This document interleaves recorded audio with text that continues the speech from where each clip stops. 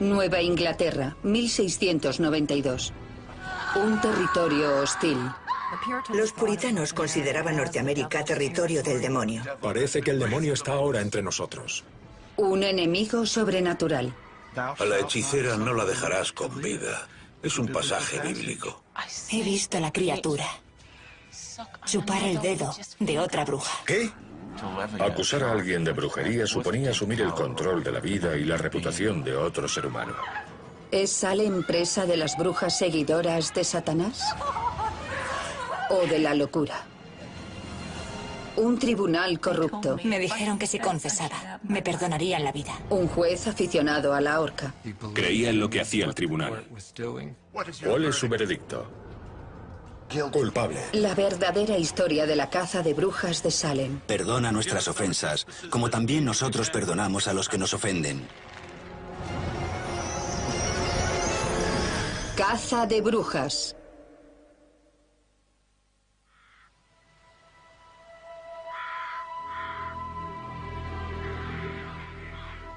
El demonio llevaba durante muchos años tratando de destruir de muchas maneras el reino de nuestro Señor Jesús en esta tierra. Bruja. Pero ahora nos enfrentamos a algo mucho mayor.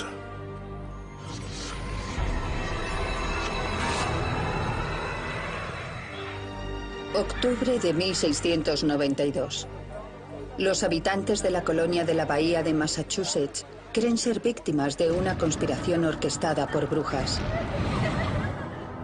Se inicia una cacería con el fin de erradicar a las fuerzas del mal. En el pueblo de Salem se organizan juicios, se ejecutan a 20 personas y otras 100 son encarceladas acusadas de brujería. El demonio ha reclutado a un puñado de aterradoras y maliciosas criaturas para llevar a cabo esta horrible tarea.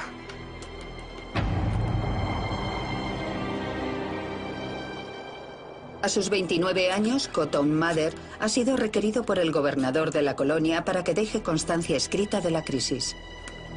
Este relato de nuestra desgracia incluirá los hechos confesados por las brujas y el sufrimiento de otras personas.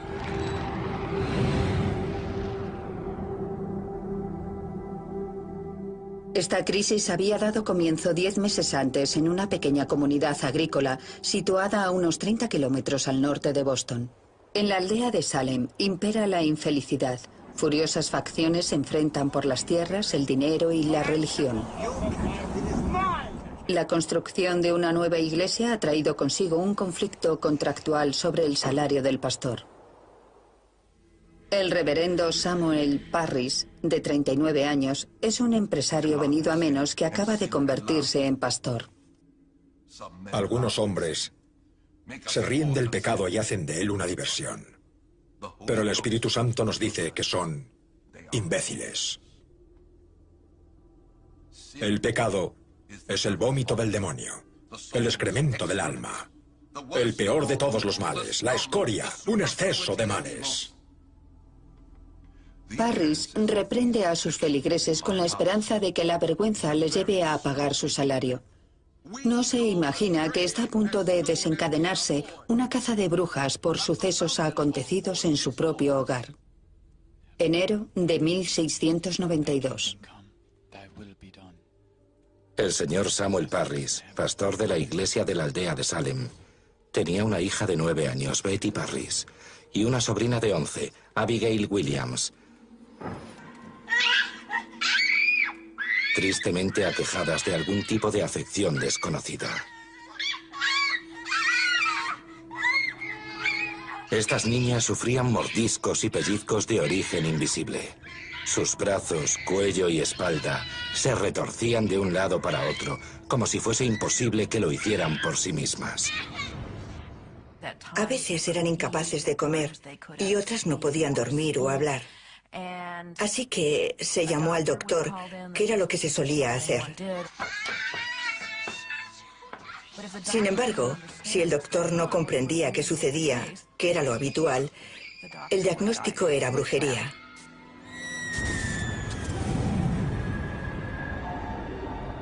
La brujería es una realidad aceptada en la Nueva Inglaterra del siglo XVII. El mundo invisible, lleno de maliciosos espectros y brujas malévolas, es tan real para la mayoría de los puritanos como las rocas y los árboles. Las brujas eran unos seres repugnantes que deambulaban por ahí echando maldiciones y haciendo el mal. Si no me das lo que te pido, echo una maldición sobre tu ganado. Y puede que dentro de 2 semanas tu novilla esté muerta. Es una creencia omnipresente en aquella época. Venía recogida por el marco jurídico del derecho consuetudinario. Era un delito y también un pecado. El delito de brujería estaba penado con la muerte. Cotton Mather había escrito un libro de gran éxito sobre embrujos 3 años antes, el cual incluía el relato de 4 niños llamados Goodwin, quienes, según Mather, eran torturados por brujas invisibles. Los niños Goodwin acusaron a una mujer conocida como Goody Glover de ser la persona que los había embrujado. Goody Glover fue llevada a juicio. La mujer parecía ser irlandesa y afirmó hablar únicamente gaélico. Intentaron que recitara el Padre Nuestro. Cotton Mather afirma en su libro que, a pesar de las veces que se lo repitieron, no fue capaz de recitarlo con exactitud, lo que él consideraba indicio de que era una bruja. En aquella época se pensaba que las brujas no podían recitar con exactitud el Padre Nuestro. Goody Glover fue ahorcada en Boston el 16 de noviembre de 1688, acusada de brujería. La brujería tiene sus orígenes en la magia popular. Desde tiempos prehistóricos ha habido quien ha creído que los hechizos podían mejorar la fertilidad de cosechas y animales, combatir enfermedades, mostrar el futuro o castigar a los enemigos. Uno de los primeros dioses paganos era mitad humano, mitad cabra. Los primeros cristianos añadieron las alas de un ángel caído para convertirlo en su imagen de Satanás. Este demonio de pezuñas partidas necesitaba criados que lo sirvieran, así que reclutó a brujas, aunque también a algunos brujos, a los que pedía que vendieran su alma eterna a cambio de placeres sexuales o favores terrenales. Este trato quedaba documentado en su libro, donde la bruja dejaba una marca con su sangre. En la última década del siglo XV, las iglesias y los gobiernos controlados por iglesias iniciaron en Europa una campaña organizada para destruir todo resquicio de paganismo. Se calcula que durante los siguientes 150 años, 50.000 personas murieron en la hoguera o en la horca. Sin embargo, para 1610, lo peor de las cazas de brujas europeas ya ha pasado. El mundo se adentra en una nueva era de gobiernos seculares y ciencia. Son tiempos de grandes cambios y no todo el mundo se muestra feliz al respecto, mucho menos los seguidores de un movimiento religioso extremadamente conservador, el puritanismo. Los puritanos fundaron la colonia de la Bahía de Massachusetts en 1628. La llamaron su ciudad resplandeciente sobre la colina, un asentamiento fronterizo gobernado bajo unos estrictos principios religiosos. El puritanismo era un movimiento religioso surgido en Inglaterra a principios del siglo XVII. Su objetivo era purificar la Iglesia inglesa de los últimos resquicios del catolicismo. Esta purificación requería una interpretación muy estricta de la Biblia.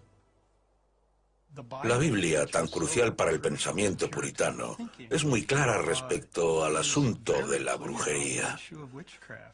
A la hechicera no la dejarás con vida. Es un pasaje bíblico.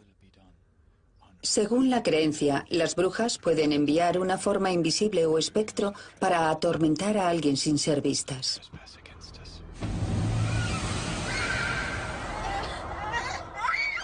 Betty y Abigail se comportan como si fuesen golpeadas por fuerzas invisibles. Pero si las jóvenes están embrujadas, ¿quién las está embrujando? La cacería está a punto de comenzar.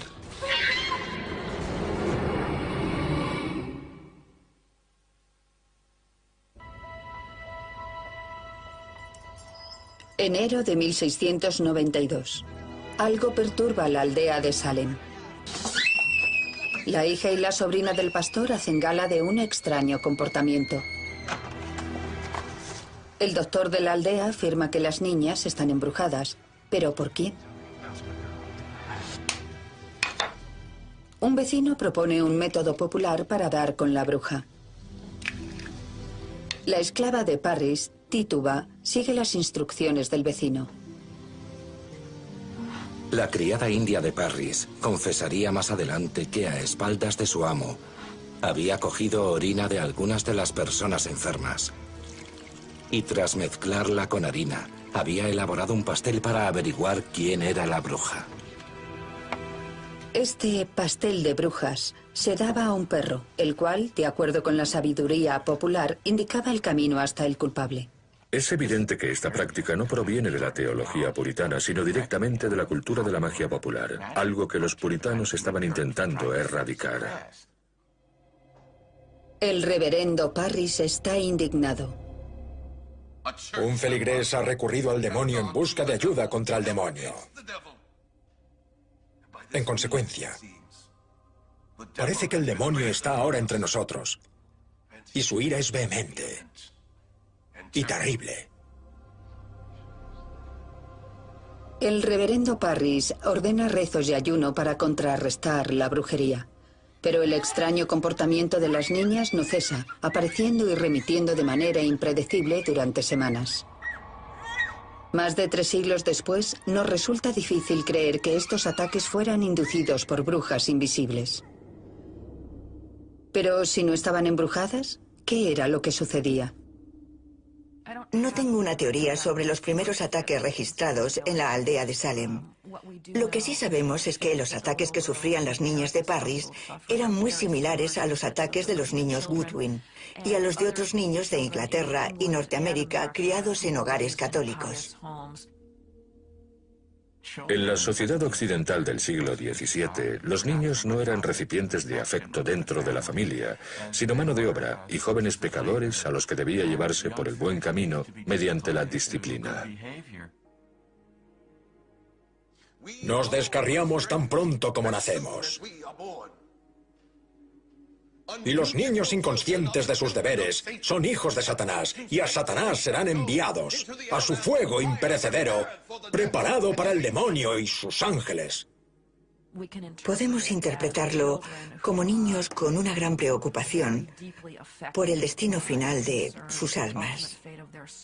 Este tipo de patrón no es algo habitual, pero tampoco es algo extraño.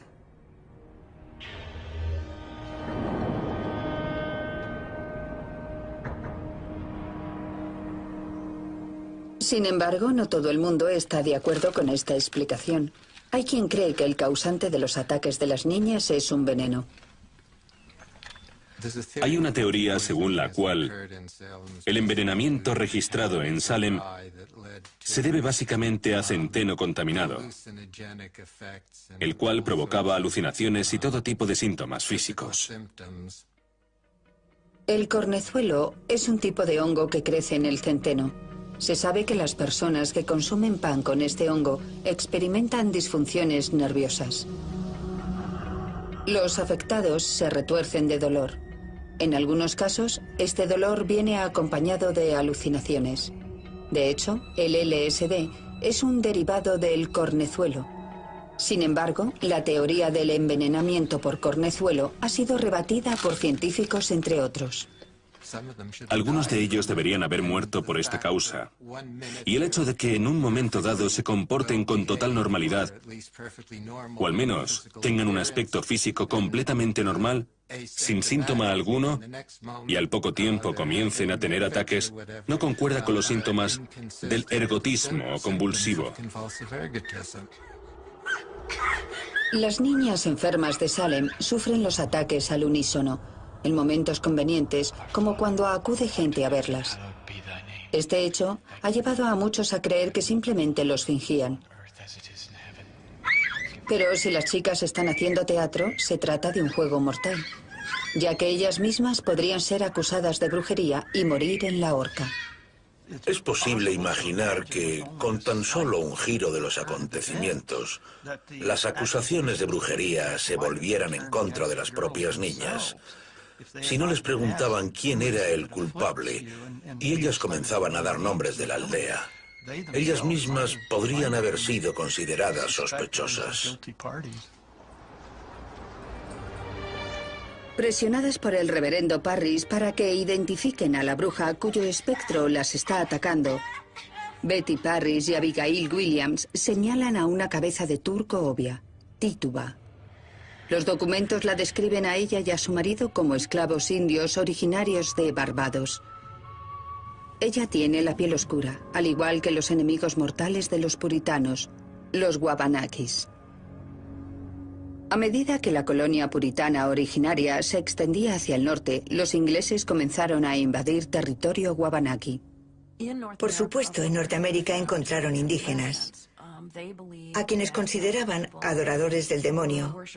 También pensaban que los indígenas americanos no tenían realmente derecho a las tierras, porque no las cultivaban.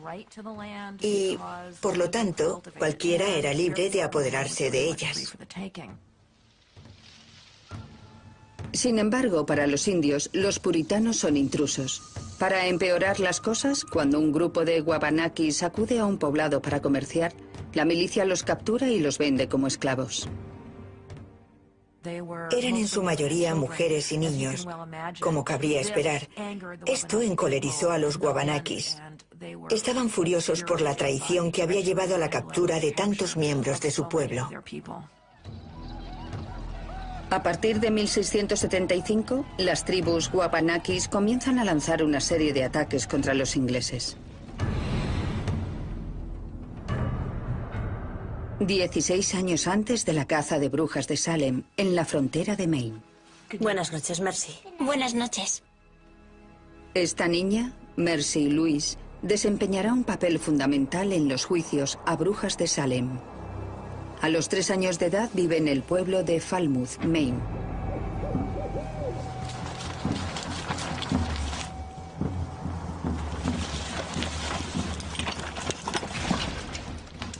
El ataque es rápido y brutal. 23 mujeres y niños son asesinados o capturados. También mueren 11 hombres. Los abuelos, las tías, los tíos y la mayoría de las primas de Mercy están entre las víctimas.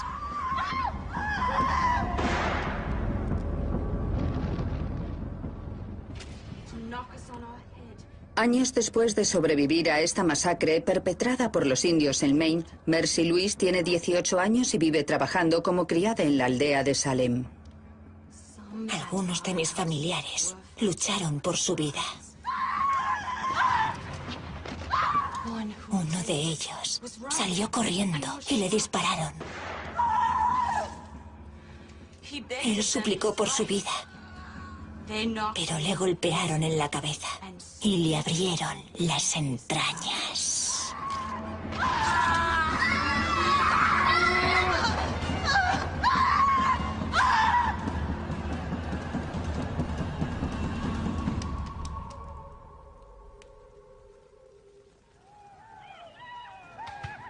La tregua de 10 años con los indios llega a su fin. Las noticias son desalentadoras. El pueblo de York, en Maine, está en llamas y hay 50 muertos. Los Wabanakis han apresado a 100 personas. En enero de 1692, debía de hacer mucho frío en la aldea de Salem cuando llegaron las noticias de York sobre la incursión india. York no estaba muy lejos, por lo que debían de estar aterrorizados. Poco después de escuchar las noticias de los nuevos ataques indios, Mercy Louise comienza a sufrir ataques al igual que Betty y Abigail. Pronto se les une más gente. Mercy Louise trabaja para la familia Putnam. Ann Putnam, hija, de 12 años, la madre de Ann, de 30, y la prima de Ann, Mary Walcott, de 17, comienzan a actuar como si estuvieran embrujadas. Y este mal parece extenderse. La aldea de Salem es una comunidad muy pequeña en la que todas las afectadas debían de conocerse muy bien. Había niñas pequeñas, adolescentes, veinteañeras y algunas mujeres casadas que también estaban afectadas.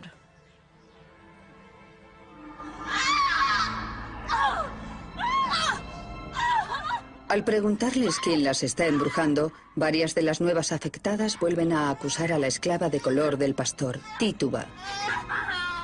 Dado que las acusaciones de las niñas no pueden utilizarse como pruebas en un tribunal, estas nuevas acusaciones de testigos adultos resultan cruciales.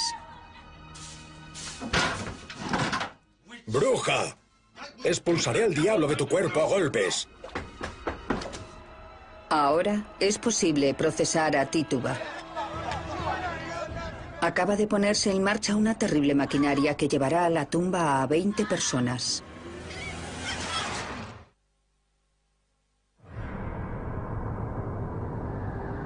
Marzo, aldea de Salem. 7 niñas y mujeres parecen poseídas por horrorosos ataques. Afirman estar embrujadas y señalan a la esclava india del reverendo Parris, Tituba, como la responsable. Se presentan quejas formales que convierten estas delirantes acusaciones en un proceso legal. Un proceso que se desarrolló en el salón de juntas de la aldea de Salem hace más de 210 años. En la aldea de Salem, a principios de marzo de 1692, los campos estaban congelados y no había nadie trabajando fuera, así que el lugar debía de estar repleto de gente. 2 magistrados del cercano pueblo de Salem, John Hawthorne y Jonathan Corwin, vienen a la aldea de Salem para dirigir un examen preliminar y comprobar si el juicio está justificado. Se pide a los acusadores que señalen a la bruja que los atormenta. Lo que acontece a continuación quedó registrado para la historia en las transcripciones oficiales. Tituba, ¿con qué espíritu maligno tienes relación? Con ninguno. ¿Por qué haces daño a estas pobres niñas? ¿Qué daño te han causado ellas a ti? Ellas no daño a mí. Yo ningún daño a ellas. ¿Por qué lo has hecho? No he hecho nada. No puede decir cuándo trabaja el demonio. ¿Qué? ¿Te ha dicho el demonio que las hace daño? No. No me dice nada. Hawthorne era un magistrado experimentado que obviamente había examinado a muchos acusados antes. Su objetivo era obtener una confesión de Tituba. Era crucial obtener confesiones.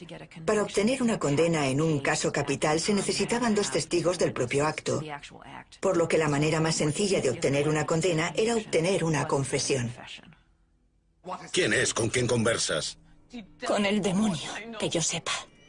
¿Qué apariencia tiene cuando las hace daño? ¿Cómo es? ¿Qué forma adopta?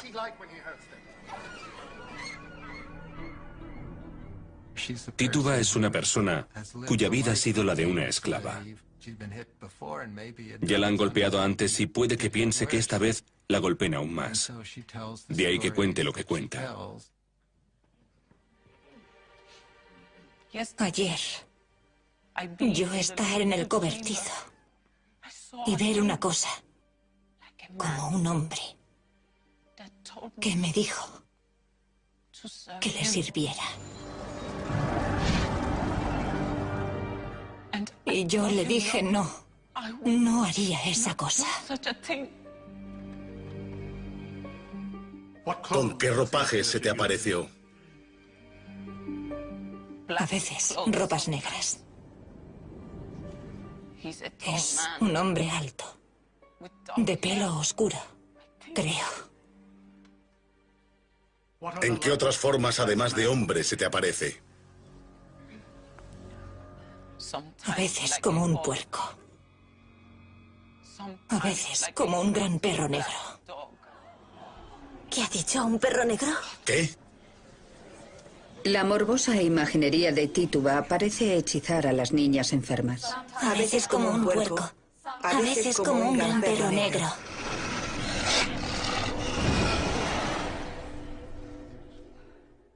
Yo ver un pájaro amarillo. Chupar el dedo de otra bruja. Yo ver un pájaro amarillo. Chupar el dedo de otra bruja.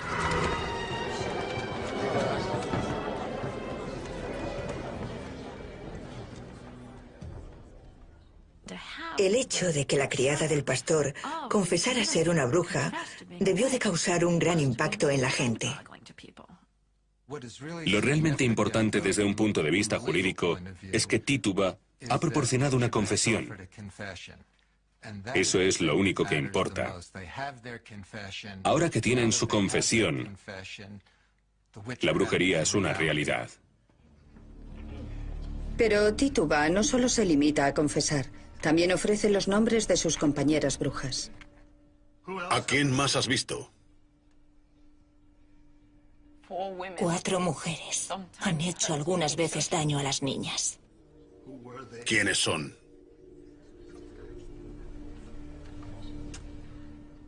Goody Osborne y Sarah Good y alguien a quien no reconocí y un hombre alto.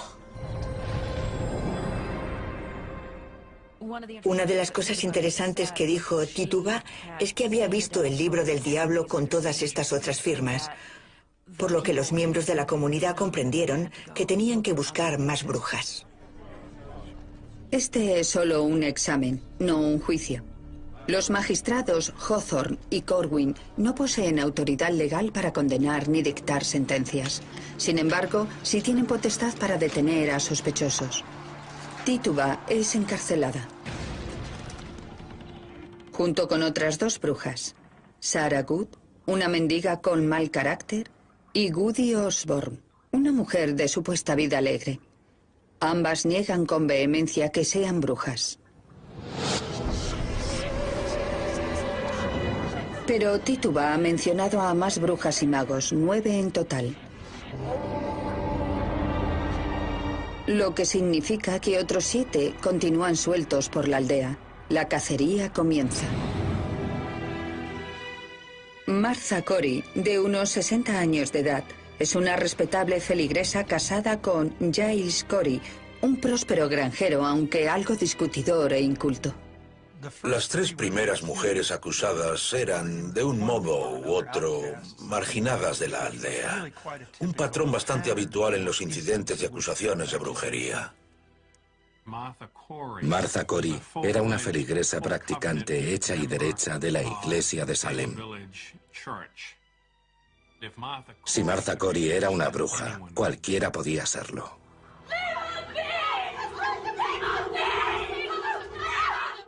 Ann Putnam-Hija y Mercy Lewis afirman que el espectro de Martha Corey las atormenta.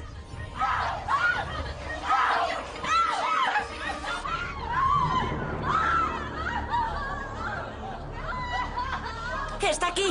¡A mi lado! Te encuentras ahora en manos de la autoridad. Dime por qué causas daño a estas personas. No soy yo. ¿Entonces quién? Por favor, permítame que vaya a rezar. Deseo ir a rezar. Permítamelo. No te hemos hecho buscar para que reces. Hemos venido a aterrorizar a los malhechores. Dime por qué haces daño a estas niñas. Soy inocente. Nunca desde que nací he tenido nada que ver con la brujería. Soy una mujer del Señor. ¿Acaso no ves cómo se quejan de ti? Señor, abre los ojos a los magistrados y pastores. Señor, muestra tu poder para descubrir al culpable. Dinos quién causa daño a estas niñas. No lo sé. ¡Llevaosla de aquí! En sus exámenes, Hawthorne se basa en lo que viene a denominarse como pruebas espectrales, una declaración de un testigo que ve al espectro de una bruja hacer cosas extrañas. Cuando firmabas en el libro del demonio, básicamente le dabas permiso para adoptar tu forma y atormentar a otros. Esa forma invisible se consideraba un espectro. Mirad, hay un hombre susurrándole al oído.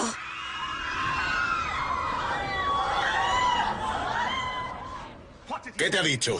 No debemos creer lo que dicen estas niñas. ¿No puedes trastornadas. decirme qué te ha susurrado ese hombre? Yo no he visto a nadie. ¿No le has escuchado? No. Si deseas obtener la misericordia de Dios, deberás hacerlo como Él manda, mediante la confesión. ¿Acaso no has oído las acusaciones de estas niñas enfermas? Te ordeno que dejes de morderte el labio. Mira lo que haces a estas niñas. ¿Qué mal puede haber en ello? No puedo abrir las manos. Detente, Gudicori, nos duele. Detenedla. Hay un pájaro amarillo chupándole el dedo. ¡Bruja! ¡Bruja! ¿Por qué permites que ese pájaro te chupe el dedo? Dime por qué les haces daño o quién se lo hace. No tengo nada que ver. Me vais a ahorcar de todos modos. ¿Qué puedo hacer? Detenedla. Detenedla. Cuanto más protesta, mayor es el enredo en el que se ve envuelta. No hay modo de salir de esta locura.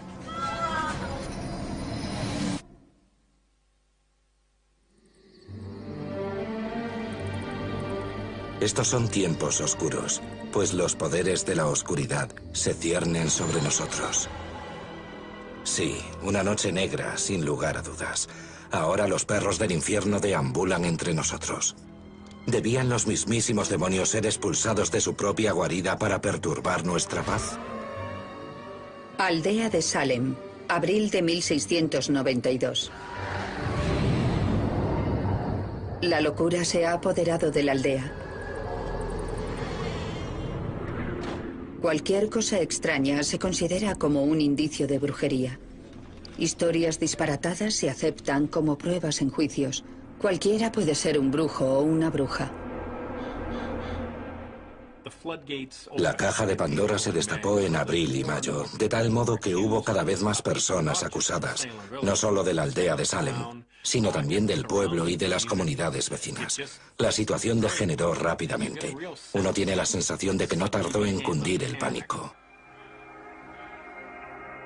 A finales de abril, ya hay 6 mujeres más acusadas de brujería, con lo que el total de personas encarceladas se elevaba a 10. Salem tenía una cárcel bastante primaria. Se suponía que era un lugar para aquellos que estaban a la espera de ir a juicio, no un lugar al que enviar a personas durante meses. La cárcel de madera es un congelador en invierno y un horno en verano. El urinario era básicamente una especie de olla situada junto a una de las paredes. Teniendo en cuenta la gente que había y que no se cambiaba la olla con mucha frecuencia, debió de resultarles especialmente traumático. Si una persona era una bruja, a menudo se daba por supuesto que su familia también podía serlo. Una de las primeras en ser acusadas, Sarah Good, es encarcelada junto con su hija de 4 años, Dorcas. Tras 8 meses en estas condiciones, la pequeña acabaría perdiendo la cabeza. Cualquier persona acusada de brujería es culpable hasta que se demuestre lo contrario. Aún no se ha condenado a nadie, pero sus vidas ya se han arruinado. Acusar a alguien de brujería suponía en realidad asumir el control de la vida y la reputación de otro ser humano de la aldea. Las acusadas de brujería eran interrogadas mientras estaban encarceladas. También se las desnudaba para que los investigadores pudieran hallar reveladoras marcas de las llamadas tetillas de bruja. La creencia era que el diablo se comunicaba con sus brujas a través de animales que vivían en sus casas. Pequeñas criaturas como ratones o pájaros que a veces chupaban una tetilla de la bruja y dejaban una marca. Por si fuera poco, las acusadas debían pagarse su propia habitación y comida mientras estaban en prisión. Si querías comida o bebida, el carcelero te las daba, pero tenías que pagar por ello. Y si querías buena paja o ropa de cama limpia cada semana, también tenías que pagar por ello. La caza de brujas reportaba grandes cantidades de dinero y gran parte de dicho dinero iba a parar al sheriff George Corwin, sobrino de uno de los magistrados. El sheriff Corwin era familiar del magistrado Corwin y de otras personas presentes durante los juicios. Hay algo incestuoso en todo esto. No es posible que las autoridades no fuesen conscientes de lo que hacía el sheriff Corwin. Resulta inverosímil. El sheriff George Corwin confisca muchas de las propiedades de las acusadas de brujería. A medida que arrestaban y se llevaban a algunos de los acusados, Corwin acudía a sus casas y se apropiaba de sus pertenencias. No tenía derecho alguno a hacerlo, pero Corwin se llevaba todo lo que podía. Puede que los Corwin fomentaran la caza de brujas para llenar sus propios bolsillos. Quizás otros utilizaran las acusaciones de brujería para saldar cuentas pendientes. En la aldea de Salem no escaseaban las viejas rencillas. Los habitantes de la Nueva Inglaterra del siglo XVII eran muy aficionados a llevarse entre sí a los tribunales y a demandarse, y creo que existe una motivación histórica. Algo cierto de la cultura popular inglesa es que era bastante violenta. A la gente le gustaba golpearse, había mucha violencia física, y una de las cosas que intentaron purgar en su comunidad modélica fue dicha violencia física. Así que, en lugar de pegarse entre sí, los puritanos animaban a la gente a demandarse. En la aldea de Salem, un apellido aparece como demandante en muchos de los pleitos. Putnam. Thomas Putnam, hijo, de 40 años. Thomas y su mujer Ann son devotos practicantes y fervientes seguidores del pastor Samuel Parris. Samuel Parris contaba con importantes opositores en la aldea de Salem, pero también con poderosos seguidores. De estos últimos, uno de los más poderosos era un gran clan llamado los Putnam, que acabaría prácticamente por dominar la política de la aldea durante muchos años. Thomas y la mayoría de los miembros del clan apoyaban la idea de que la aldea de Salem tuviera su propia iglesia. Muchos otros preferían caminar 8 kilómetros hasta la iglesia del pueblo, en lugar de pagar el doble de impuestos por tener una cerca. Durante años, este asunto dividiría a la aldea de Salem en dos furiosas facciones.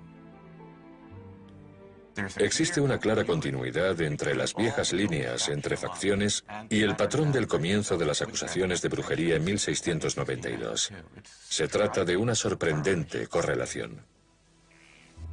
Thomas Putnam y las mujeres de su familia, su hija, su mujer, su sobrina y su criada Mercy Louise, son responsables de 181 acusaciones de brujería. El hermano de Thomas, Edward, participa en 13 casos. El cuñado de Thomas, Jonathan Walcott, en otras 7 cacerías de brujas. Aquellos que han perjudicado en algún momento al clan Putnam son denunciados acusados de brujería, como George Burroughs. El reverendo George Burroughs, de 42 años de edad, es un ingenioso licenciado de Harvard con 3 matrimonios a sus espaldas que ocupó el puesto de Samuel Parris como pastor de la aldea 10 años antes, de 1680 a 1683. El periodo de ministerio de George Burroughs en la aldea fue muy convulso. Los aldeanos comenzaron a retener su salario, que era la táctica habitual cuando se enemistaban con sus pastores. Eso significaba a su vez que Burroughs no podía pagar sus propias deudas. Burroughs había tomado prestado dinero de un Putnam. Cuando no pudo devolverlo, Burroughs fue arrestado. Sin embargo, durante el juicio alegó con éxito que no podía pagar las deudas hasta que el pueblo le pagara su salario. Aunque la deuda quedó finalmente saldada, los Putnam nunca olvidaron esta humillación ante el tribunal. Cuando comenzó la caza de brujas en 1692, Burroughs trabajaba como pastor en los remotos asentamientos fronterizos de Maine. Había sobrevivido a los brutales ataques indios que habían matado a muchos de los familiares de Mercy Louise, pero no consiguió sobrevivir a los vengativos Putnam de la aldea de Salem. En la tarde del 20 de abril de 1692, Ann Putnam, hija, afirma que el espectro invisible de George Burroughs viene y habla con ella.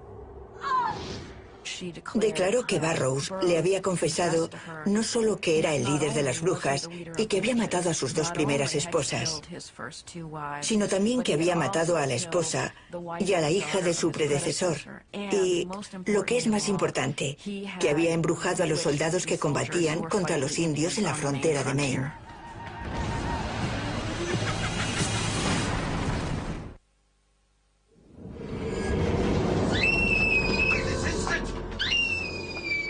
Han pasado 5 meses desde que las primeras chicas comenzaran a sufrir ataques en la aldea de Salem.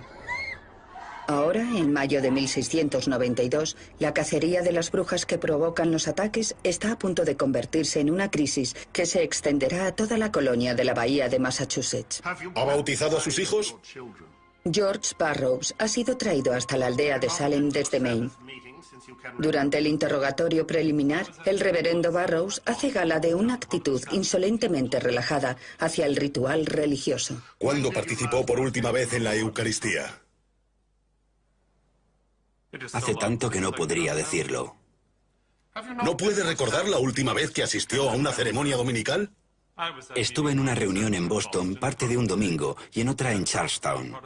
El sacramento se celebró en ambas ocasiones, pero no tomé parte en ninguna de las dos. ¿Está su casa de la bahía de Casco, como algunos afirman, encantada y llena de sapos? Encantada no. Pero sí que hay sapos en verano. Pregúntale si ha oficiado algún bautismo. La detención de George Burroughs capta la atención de toda la colonia. Cotton Mather y otros clérigos están especialmente preocupados. Ya conocen a George Burroughs, un pastor renegado que nunca ha sido ordenado de manera formal por la Iglesia puritana. Para ser ordenado como pastor, debías poseer una congregación organizada formalmente de feligreses. Burroughs nunca consiguió tener una congregación organizada. Para Cotton Mather, Burroughs representa todo lo negativo de una colonia que se desvía de su propósito religioso original. Muchos de los colonos de Falmouth, Maine, llevaban una vida demasiado pagana, sin ninguna religión instituida. Los magistrados tienen el poder legal de interrogar a Burroughs, pero no de condenarle o ahorcarle. Las cárceles locales están abarrotadas de acusados de brujería en espera de juicio. El 27 de mayo, el gobernador ordena que se convoque un tribunal especial en el pueblo de Salem. El jurado estará compuesto por hombres de todo el condado y el tribunal por distinguidos jueces. Ninguno de los jueces contaba con formación en materia jurídica. Unos eran comerciantes y otros líderes de la colonia. El presidente del tribunal, William Stoughton, es también lugarteniente del gobernador de la colonia. Es un puritano con fama de estricto y dogmático. Este tribunal especial se diferenciaba de los tribunales actuales en que el acusado no tenía derecho a un abogado. No había abogados de la defensa en el derecho inglés del siglo XVII. Las acusadas de brujería deben defenderse por sí mismas, una tarea compleja al hacer frente a las pruebas espectrales. El primer caso visto por el tribunal oficial es el de Bridget Bishop, de unos 50 años de edad. 12 años antes ya había sido juzgada por brujería y declarada inocente. Pero esta vez, las reglas parecen ser diferentes. Uno de los testigos contra Bridget Bishop era un hombre de 32 años llamado John Lauder, que afirmaba que unos años antes, Bridget Bishop había entrado sigilosamente de noche en su cuarto. A altas horas de la madrugada sentí un fuerte peso sobre el pecho y al despertarme pude ver, iluminada por la luz de la luna, a Bridget Bishop o a alguien con su mismo aspecto sentada en mi estómago.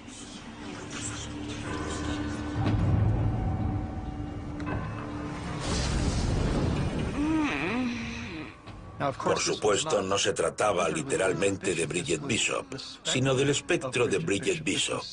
Era Satanás que había adoptado su forma. Y no reuní la fuerza necesaria para resistirme o zafarme. Los acusadores de Bridget Bishop no solo estaban en el estrado de testigos. Mirad, tengo alfileres en la mano. El juicio se ve interrumpido por personas que afirman que Bridget Bishop las está atormentando. Estas personas dominan por completo todo lo que acontece dentro de la sala. Resulta muy interesante porque un abogado de la defensa no dudaría en detener todo el proceso de inmediato y solicitar la expulsión de la sala de las niñas, ya que su presencia resultaba demasiado perjudicial.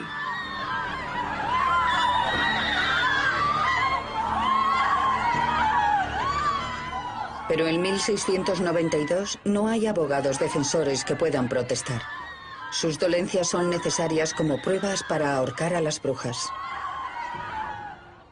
O bien alguien le clavó los alfileres, o bien se los clavó ella misma. No puedo pensar en otra alternativa, así que sospecho que se trata de un fraude. Los alfileres son un fraude, pero eso no significa que debamos desechar todo lo demás por ser un fraude. En psiquiatría, si alguien hace algo de manera involuntaria, no se trata realmente de fraude. Hoy en día, los psicólogos saben que existen casos de fraude involuntario, comportamientos estrambóticos y deshonestos más allá del control de cualquier persona. En aquellos tiempos se consideraba brujería. En el siglo XXI se denomina trastorno psicógeno masivo. Diferentes etiquetas, mismo comportamiento. Atrapadas en una ola de hipocondría masiva, las enfermas de Salem comienzan a imitar los síntomas que ven en las demás. Estas chicas se dejaron llevar. Existía esta idea de destacar por encima de las demás, por lo que la dolencia se extendió y todos querían ser el centro de atención. ¿Cuál es su veredicto? Nosotros, el jurado, hallamos a la acusada culpable. Culpable, ha sido culpable.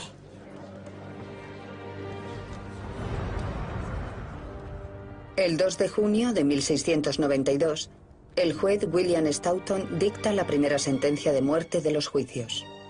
Habiendo sido hallada culpable de los delitos y los actos de brujería de los que fue acusada, y habiéndose dictado sentencia de muerte en este sentido en su contra, tal y como ordena la ley, Sus Majestades, los Reyes Guillermo y María, ordenan este viernes, 10º día del presente mes de junio, el traslado de la mencionada Bridget Bishop de la cárcel de Sus Majestades en Salem al lugar de ejecución, donde se la colgará por el cuello hasta que fallezca.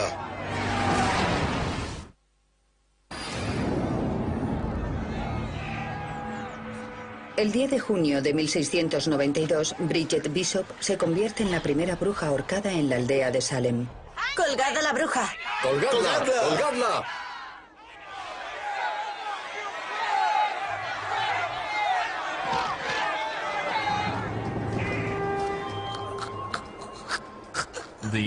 Al quitarle la escalera, la condenada se balancea de un lado a otro, por lo que no se le rompe el cuello, sino que muere ahogada lentamente en función del peso.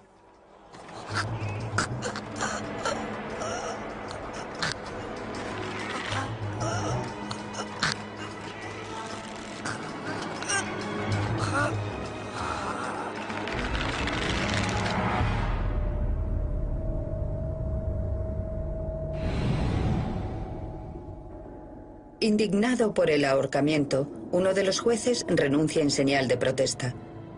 Los juicios a brujas prosiguen sin interrupción. 19 de julio, aldea de Salem.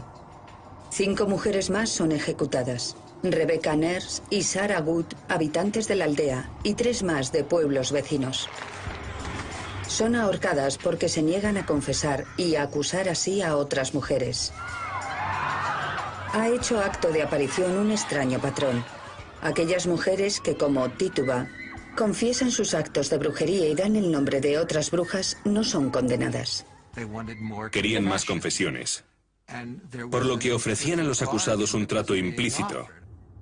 Si confiesas, no te ejecutamos. Pero no todo el mundo está dispuesto a aceptar ese trato de autoinculpación.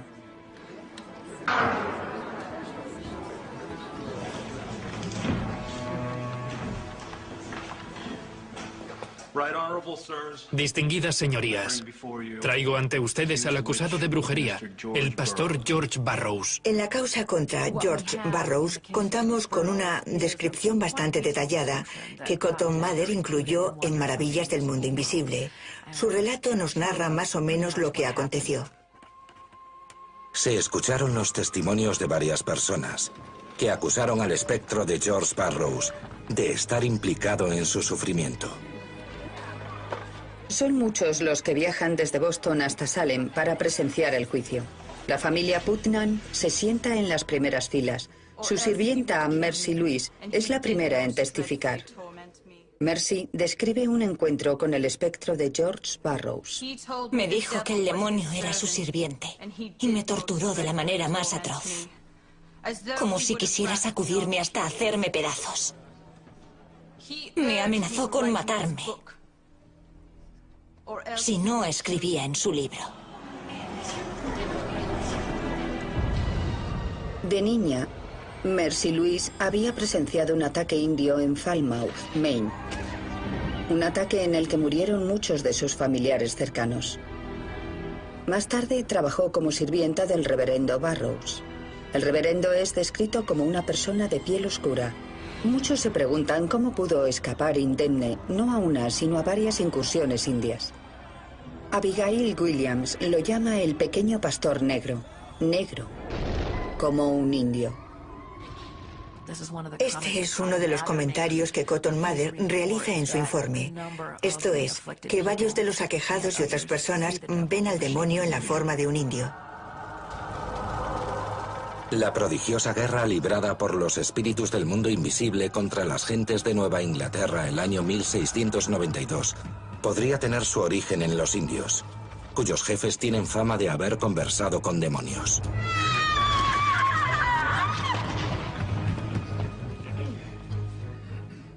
George Burroughs, ¿tienes algo que alegar en tu defensa?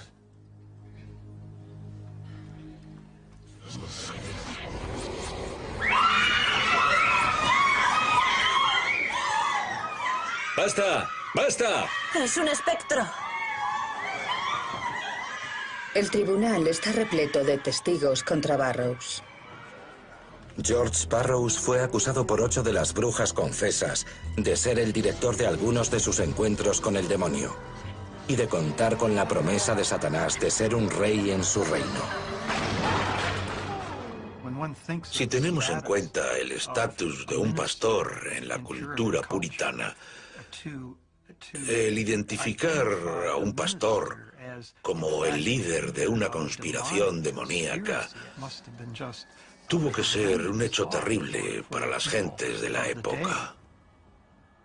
Tuvo que ser toda una conmoción para Cotton Mather. Tuvo que resultarle prácticamente increíble. Burroughs proclama su inocencia.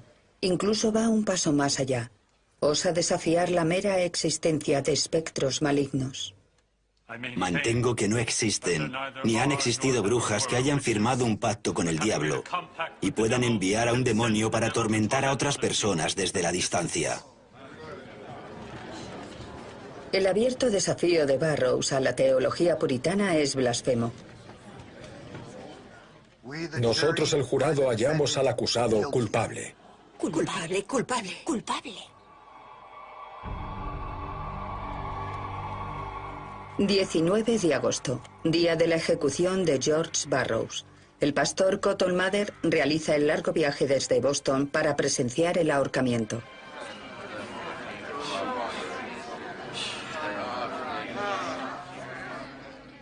Padre nuestro que estás en los cielos, santificado sea tu nombre, venga a nosotros tu reino. Hágase tu voluntad así en la tierra como en el cielo. Con la soga alrededor del cuello, Burroughs comienza a recitar el Padre Nuestro. El propio Cotton Mather ha escrito que esto es algo que las brujas no son capaces de hacer. El pan nuestro de cada día, dánosle hoy. Y perdona nuestras ofensas, así como nosotros perdonamos a los que nos ofenden. No nos dejes caer en la tentación, y líbranos del mal. Amén. Imagine el aplomo necesario para, estando literalmente frente a la muerte, recordar el Padre Nuestro. Yo no creo que hubiese sido capaz en esas circunstancias. Y los registros indican que la multitud prácticamente avanzó en tropel para evitar el ahorcamiento. Ha recitado el Padre Nuestro. Escuchadme. Recordad que George Burroughs no ha sido ordenado como pastor. El demonio se transforma a menudo en un ángel de luz. Cotton Mather, que había venido desde Boston para presenciar el acontecimiento, silenció a la muchedumbre y les garantizó que este hombre era culpable de las acusaciones vertidas contra él. El ahorcamiento era justo, y así es como se desarrollaron los acontecimientos.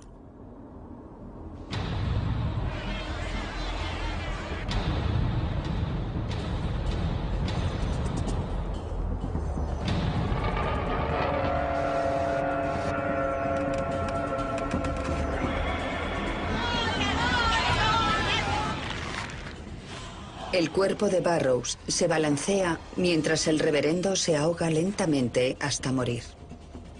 La aprobación pública del ahorcamiento realizada por Cotton Mather tendrá consecuencias mortales. Sirve de anuncio del capítulo más sangriento de la caza de brujas, las ejecuciones de septiembre.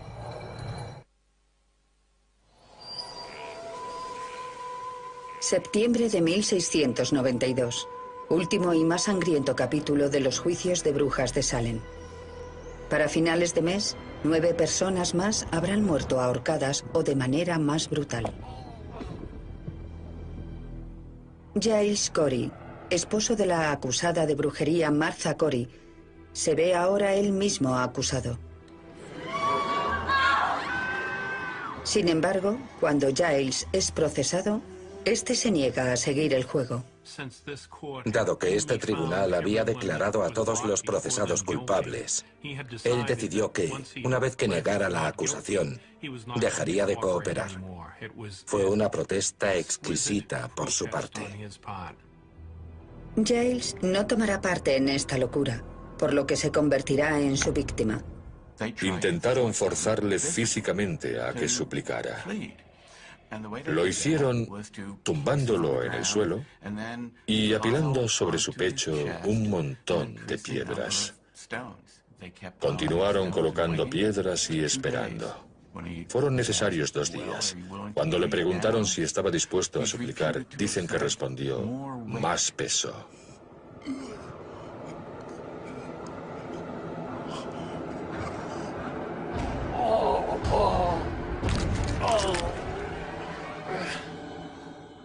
Acabó muriendo. Un final terrible. Pero nunca le llegaron a acusar de brujería. La mujer de Giles Corey, Martha Corey, también se niega a confesar los actos de brujería y es ahorcada 3 días más tarde, el 22 de septiembre de 1692, junto con otras 7 personas que se niegan a confesar un delito que no han cometido o a acusar a sus vecinos con tal de salvarse. Son mártires, miembros de una creciente resistencia a la caza de brujas. Había gente que llevaba esperando mucho tiempo para intervenir abiertamente y demandar el cese de los juicios. Esta gente tuvo que aguardar el momento oportuno, porque si actuaban antes de tiempo, se exponían a ser ellos mismos acusados y ejecutados. Sin embargo, creo que para mediados de septiembre habían alcanzado el punto de ahora o nunca. A medida que más y más gente comenzó a plantear dudas acerca del tribunal, el debate adquirió más y más fuerza, especialmente en Boston. Un adinerado comerciante de Boston, Thomas Brattle, es uno de los que comienzan a criticar abiertamente los métodos del juez. Con respecto al hecho de que confiesen actos de brujería, he de indicar que a menudo se contradicen. Incluso los propios jueces les han descubierto mintiendo categóricamente. Sin embargo, en esos casos, los jueces justifican a los confesores afirmando que el diablo les roba la memoria. Algunos confesores que han señalado a otros como brujas a cambio de su propia vida comienzan a tener remordimientos. Margaret Jacobs es una bruja confesa de 17 años de edad cuyas acusaciones contribuyeron al ahorcamiento del pastor George Burroughs y de su propio abuelo, George Jacobs, de 80 años.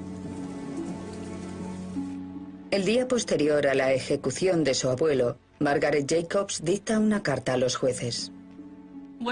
Lo que dije en contra de mi abuelo y del señor Burroughs era absolutamente falso.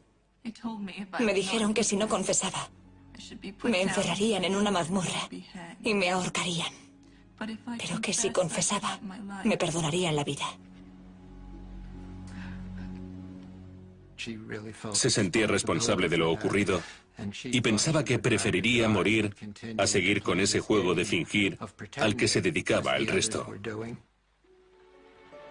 Margaret Jacobs no es la única en retractarse de su confesión. Pronto los jueces no tienen otra opción. Comienzan a juzgar incluso a aquellos que han cooperado. Como es lógico, la gente deja de confesar. Las acusaciones disparatadas cesan. El mismísimo padre de Cotton Mather, Increase Mather, redacta una poderosa súplica al tribunal. La idea central del documento era emitir advertencias sobre los peligros de las acusaciones deshonestas y queda resumida en la siguiente frase. Es mejor perdonar a 10 personas acusadas de brujería que muera una sola persona inocente. A finales de octubre, el gobernador disolvió el tribunal. Cuando se reanudaron los juicios en tribunales ordinarios, las pruebas espectrales ya no estaban permitidas. Sin embargo, debían celebrarse más juicios, porque seguía habiendo mucha gente en la cárcel. Estas personas no podían ser liberadas sin más, sino que tenían que ser procesadas. De hecho, se condenó a 3 personas más, pero el gobernador las indultó. Cuando el juez Stoughton, que había presidido los juicios de brujas de Salem, se entera de que el gobernador ha indultado a las últimas 3 brujas, monta en cólera. El reino de Satanás ha conseguido avanzar. Que el Señor se apiade de este país. William Stoughton era un auténtico creyente. Creía en lo que hacía el tribunal y en lo que él mismo hacía. Él era así. Pasarían otros 3 meses antes de que fueran liberadas las 49 personas restantes acusadas de brujería. 3 ya habían muerto en prisión mientras aguardaban su libertad. La puesta en libertad de Margaret Jacobs se retrasa porque no tiene dinero para abonar la tasa de prisiones. Tituba había sido la primera persona acusada. 1 año después de su detención es puesta en libertad y entregada a un nuevo amo, ya que el reverendo Samuel Parris se niega a pagar los gastos penitenciarios. 1697.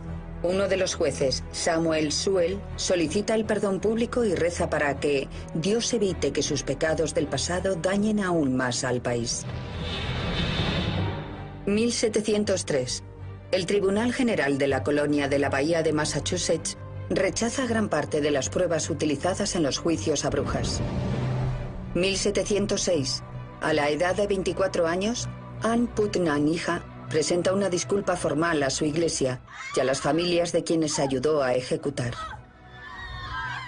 No lo hice movida por la ira, la malicia o el rencor hacia persona alguna, sino por pura ignorancia, engañada por Satanás. 1711. La colonia comienza a abonar compensaciones monetarias a las familias de los acusados. Sin embargo, el sheriff George Corwin nunca devolvería las propiedades que confiscó de manera ilícita. Hathorne continúa viviendo en Salem hasta su muerte el 10 de mayo de 1717 a los 76 años de edad. Nunca se disculparía. Después de 1692 ya no se celebraron más juicios por brujería.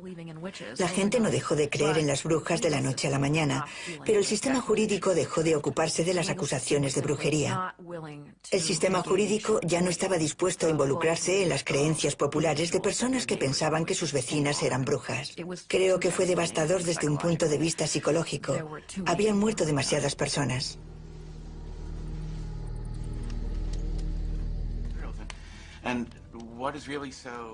Más de 3 siglos después, en el hogar de una de las víctimas de la caza de brujas, un grupo de historiadores debaten acerca de la importancia del suceso. Por supuesto, esto tuvo lugar justo antes de iniciarse la revolución científica y la ilustración, en el sentido de que un mundo en el que la gente está rodeada de espíritus invisibles es un mundo anterior a esta época. Cierto, pero incluso en nuestro mundo ilustrado hay mucha gente que tiene experiencias con ovnis. Creo que esta teoría del progreso no es del todo lineal. Cabe suponer que ahora estaríamos mejor informados. Supongo que, de algún modo, si hubiésemos estado allí, lo habríamos detenido de inmediato. Habríamos acabado con todo eso. Habríamos sabido que no había espectros. Les habríamos dicho cómo gestionarlo y habría funcionado. Y sin embargo queda bastante claro que, en aquella época, hombres de inteligencia y buena voluntad fueron llevados al engaño. Fue a todas luces una secuencia de sucesos aterradora y a su vez muy difícil de interpretar y pasar por alto. Si pudiésemos avanzar algo más en este sentido. En el periodo que siguió a la caza de brujas, Cotton Mather lamentó la pérdida de vidas inocentes. Pero ¿quién era el culpable? ¿Satanás o los propios puritanos? No llevamos todos, las víctimas por un lado y los acusados por el otro, las cosas hasta tales extremos de pasión, que el diablo fue bendecido como un cómodo hogar entre nosotros? Cabe la posibilidad de que nuestra ira haya influido no en poca medida a que el demonio se haya instalado entre nosotros.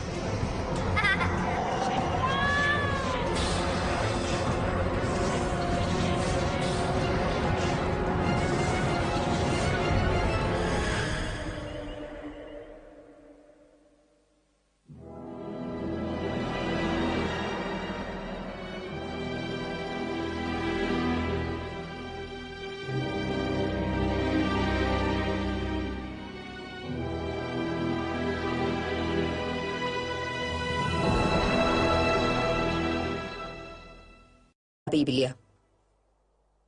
La Biblia, tan crucial para el pensamiento puritano, es muy clara respecto al asunto de la brujería. A la hechicera no la dejarás con vida. Es un pasaje bíblico. Según la creencia, las brujas pueden enviar una forma invisible o espectro para atormentar a alguien sin ser vistas.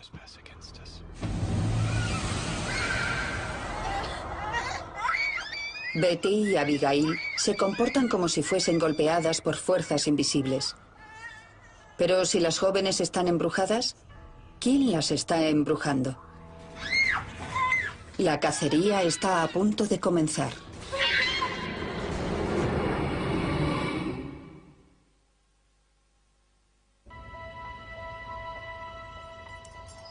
Enero de 1692. Algo perturba la aldea de Salem. La hija y la sobrina del pastor hacen gala de un extraño comportamiento. El doctor de la aldea afirma que las niñas están embrujadas. ¿Pero por quién? Un vecino propone un método popular para dar con la bruja. La esclava de Parris, Tituba, sigue las instrucciones del vecino. La criada india de Parris confesaría más adelante que a espaldas de su amo había cogido orina de algunas de las personas enfermas y tras mezclarla con harina había elaborado un pastel para averiguar quién era la bruja. Este pastel de brujas se daba a un perro, el cual, de acuerdo con la sabiduría popular, indicaba el camino hasta el culpable. Es evidente que esta práctica no proviene de la teología puritana, sino directamente de la cultura de la magia popular, algo que los puritanos estaban intentando erradicar. El reverendo Parris está indignado. Un feligrés ha recurrido al demonio en busca de ayuda contra el demonio. En consecuencia, Las otras no podían dormir o hablar. Así que se llamó al doctor, que era lo que se solía hacer. Sin embargo, si el doctor no comprendía qué sucedía, que era lo habitual, el diagnóstico era brujería.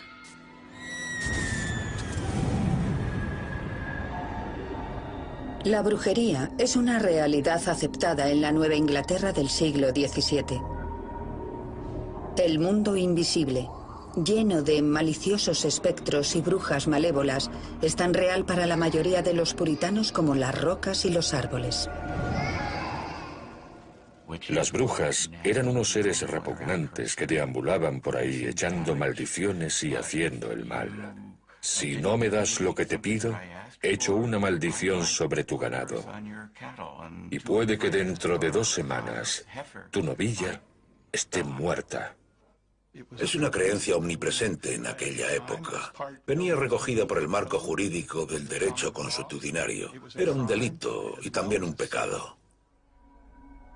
El delito de brujería estaba penado con la muerte.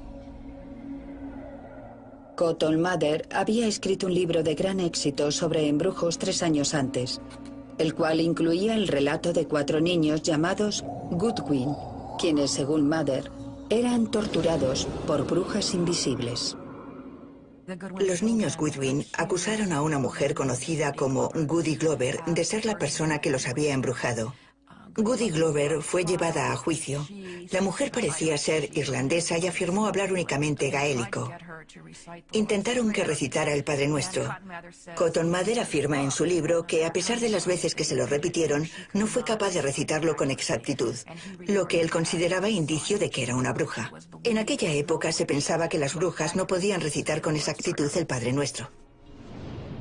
Goody Glover fue ahorcada en Boston el 16 de noviembre de 1688, acusada de brujería. La brujería tiene sus orígenes en la magia popular. Desde tiempos prehistóricos ha habido quien ha creído que los hechizos podían mejorar la fertilidad de cosechas y animales, combatir enfermedades, mostrar el futuro o castigar a los enemigos. Uno de los primeros dioses paganos era mitad humano, mitad cabra. Los primeros cristianos añadieron las alas de un ángel caído para convertirlo en su imagen de Satanás. Este demonio de pezuñas partidas necesitaba criados que lo sirvieran, así que reclutó a brujas, aunque también a algunos brujos, a los que pedía que vendieran su alma eterna a cambio de placeres sexuales o favores terrenales. Este trato quedaba documentado en su libro, donde la bruja dejaba una marca con su sangre. En la última década del siglo XV, las iglesias y los gobiernos controlados por iglesias iniciaron en Europa una campaña organizada para destruir todo resquicio de paganismo. Se calcula que durante los siguientes 150 años, 50.000 personas murieron en la hoguera o en la horca. Sin embargo, para 1610, lo peor de las cazas de brujas europeas ya ha pasado. El mundo se adentra en una nueva era de gobiernos seculares y ciencia. Son tiempos de grandes cambios y no todo el mundo se muestra feliz al respecto, mucho menos los seguidores de un movimiento religioso extremadamente conservador, el puritanismo. Los puritanos fundaron la colonia de la Bahía de Massachusetts en 1628. La llamaron su ciudad resplandeciente sobre la colina, un asentamiento fronterizo gobernado bajo unos estrictos principios religiosos. El puritanismo era un movimiento religioso surgido en Inglaterra a principios del siglo XVII. Su objetivo era purificar la iglesia inglesa de los últimos resquicios del catolicismo. Esta purificación requería una interpretación muy estricta de la A sus 29 años, Cotton Mather ha sido requerido por el gobernador de la colonia para que deje constancia escrita de la crisis. Este relato de nuestra desgracia incluirá los hechos confesados por las brujas y el sufrimiento de otras personas.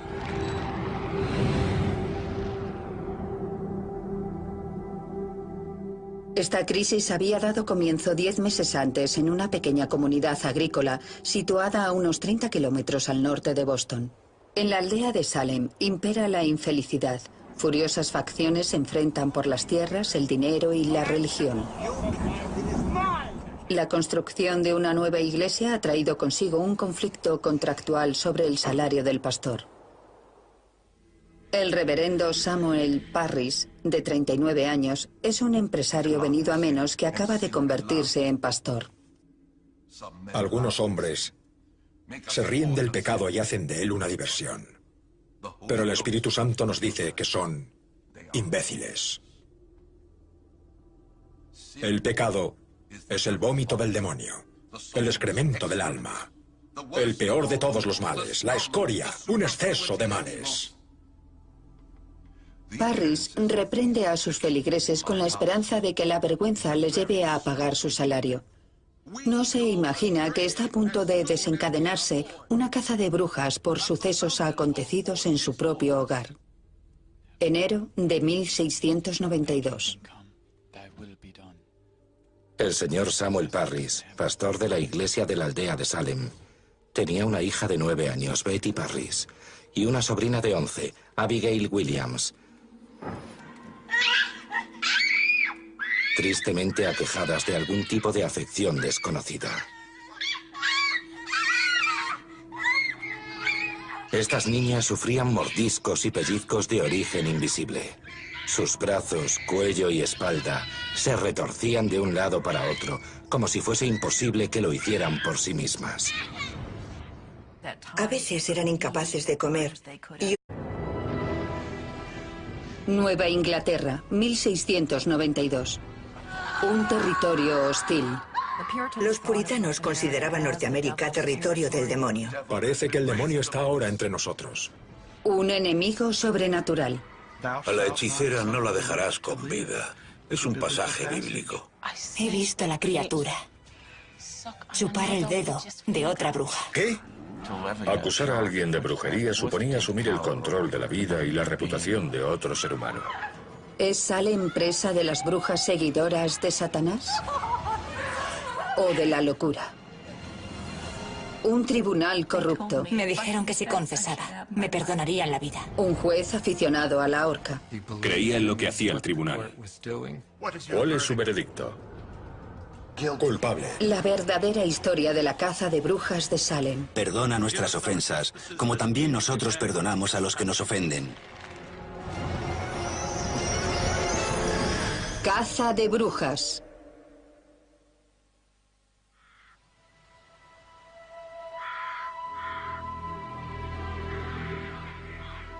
El demonio llevaba durante muchos años tratando de destruir de muchas maneras el reino de nuestro Señor Jesús en esta tierra. Bruja. Pero ahora nos enfrentamos a algo mucho mayor.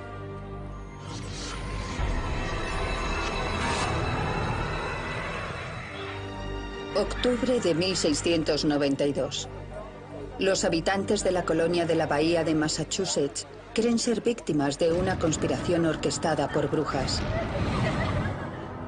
Se inicia una cacería con el fin de erradicar a las fuerzas del mal. En el pueblo de Salem se organizan juicios, se ejecutan a 20 personas y otras 100 son encarceladas acusadas de brujería. El demonio ha reclutado a un puñado de aterradoras y maliciosas criaturas para llevar a cabo esta horrible tarea.